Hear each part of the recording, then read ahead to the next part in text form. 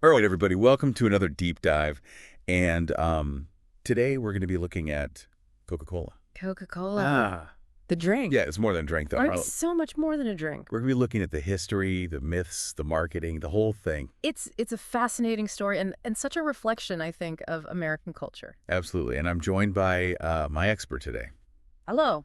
So let's jump right in. We've got a whole stack of research here about the history of Coca-Cola. And I don't even know where to begin. Well, I mean, you almost have to start, I think, in the post-Civil War period in the United States. Okay. You have this burgeoning pharmaceutical industry and all sorts of really questionable advertising going on for drinks that will cure you of all sorts of ailments. So like a snake oil kind of a vibe. Exactly. Okay. And people are just, I think, at this time also craving anything that is going to give them a little bit of excitement, a little bit of hope. Right. So this sort of cure-all elixir comes along and promises all these things. Exactly. And status, too. And status. Yeah. Okay, so I've got this backdrop, and then enters John Pemberton. That's right. John Pemberton, a Civil War veteran himself, is trying to cure his own ailments. And he comes up with this drink called Pemberton's French wine. Coca? Wait a minute. Yeah. Wine. Wine. Like the wine we drink. Well, I mean, yeah, wine.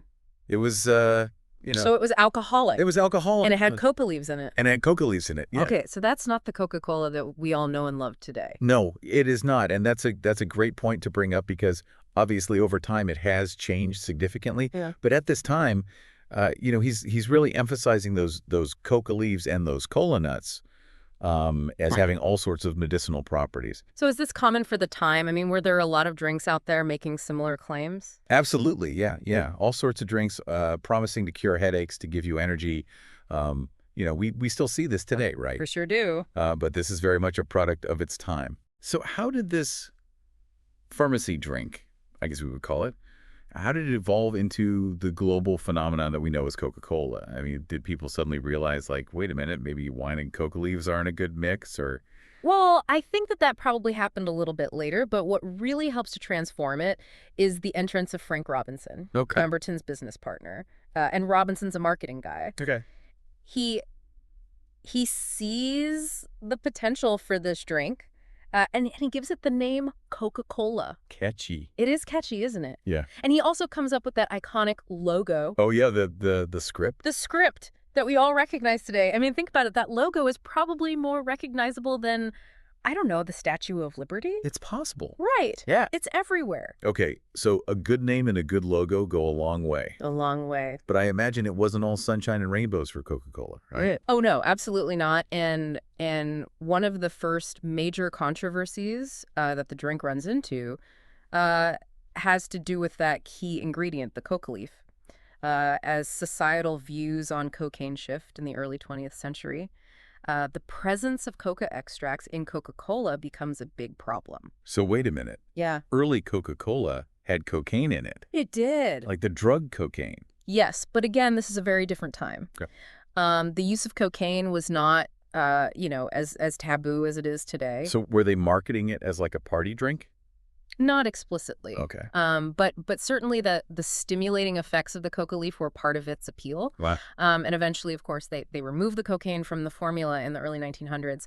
Although it's worth noting that decoconized coca leaf extract is still used today. So there's a little bit of A little bit of a wink to the past. Yeah, okay. A little bit of a legacy there. So no more cocaine, but what about the caffeine? I mean, that was also controversial, right? Why keep it in there if it was causing a stir? Well, the caffeine debate is a complex one, and it really reflects the changing views on stimulants in society at the time. Okay. Some saw it as dangerous, others as a harmless pick-me-up. Right. Coca-Cola ultimately decides to keep the caffeine, although at reduced levels. Why do you think they did that? Probably because, let's face it, people love that extra boost. And also, Coca-Cola is becoming much more of a mainstream beverage at this point. Okay. It's no longer just a fringe pharmacy item. Right. So they ditch the cocaine, they keep the caffeine, and they start moving out of the pharmacies and into general stores. Exactly. They're adapting. Yeah. They're evolving with the times. Speaking of adapting, let's talk about the infamous New Coke debacle. Oh, yes. That That had to be a major turning point for the company. It was a turning point. It was a disaster. Okay. So you have to remember that in the 1980s, Pepsi is really gaining ground in these so-called cola wars. Yeah. They're doing all these blind taste tests, and people are saying that they prefer the taste of Pepsi. Really? Yeah. So Coca-Cola decides that they need to fight back. And they come up with this new formula, New Coke, which is sweeter. Okay. And in blind taste tests, it actually does better.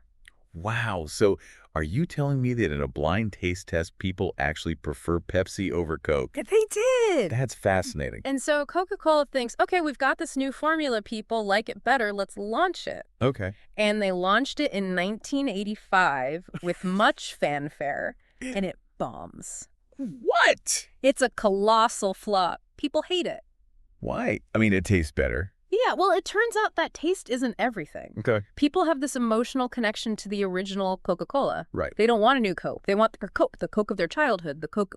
Memories. Memories, exactly. Okay, so what did they do? I mean, did they just scrap the whole thing? They did. They brought back the original formula pretty quickly, and they admitted their mistake. Wow. So it sounds like the lesson here is that even if you have a product that's objectively better, sometimes you can't mess with people's emotional attachments. Absolutely. Brand loyalty is a powerful thing. Yeah, and Coca-Cola learned that the hard way. They did. Okay, well, we're going to take a quick break, but when we come back, we'll delve even deeper into the world of Coca-Cola, exploring the myths, the legends, and the global reach of this iconic drink. So stay tuned. Welcome back to our deep dive into all things Coca-Cola. You know, it's funny, as we've been talking about this, I've been thinking about all the conspiracy theories and urban legends that surround Coca-Cola. Yeah. I mean, it's really taken on a life of its own, hasn't it? It has. It's become this cultural phenomenon, and with that comes a certain amount of, mystery and intrigue. Well, let's tackle some of those mysteries head on. Okay. What about that one that says that Coca-Cola can dissolve a tooth? I remember hearing that as a kid and being totally freaked out. Yeah. The tooth-dissolving myth, a classic urban legend, and it's often accompanied by these, horrifying images of teeth soaking in Coke and seemingly disintegrating. So is there any truth to it? Can Coke actually melt your teeth? Well, Coke, like any acidic drink, can erode tooth enamel over time, but it's not going to instantly turn your teeth to mush. Okay, good to know. So maybe just don't swish it around in your mouth for hours on end. Probably a good idea. Okay, what about the one that claims that Coca-Cola was originally intended as a medicine?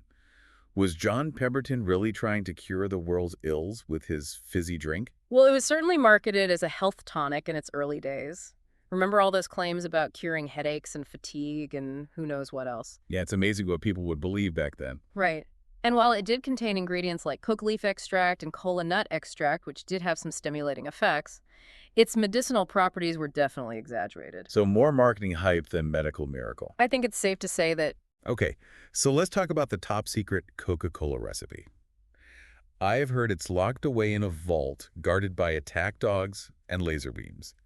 And only a handful of people in the world know the exact formula. Yeah, that's a good one. It definitely adds to the mystique of the brand. Right. And while the exact recipe is confidential, and there are certainly security measures in place, the idea that only 2 people know it and can't travel together is probably a bit of an exaggeration. Okay, so it's more like a trade secret than a national security matter. Exactly. It's a bit of marketing magic mixed with some real-life secrecy. I mean, the fact that we don't know exactly what's in it makes it even more intriguing, doesn't it? Absolutely. It's all part of the brand allure. Okay, so we've busted some myths, we've explored some truths, but what's clear is that Coca-Cola's story is full of surprises and a whole lot of marketing genius. And it's not just about the drink itself, it's about how it reflects our culture and our society. It really is a fascinating window into how advertising has shaped our desires and how brands have become woven into the fabric of our lives.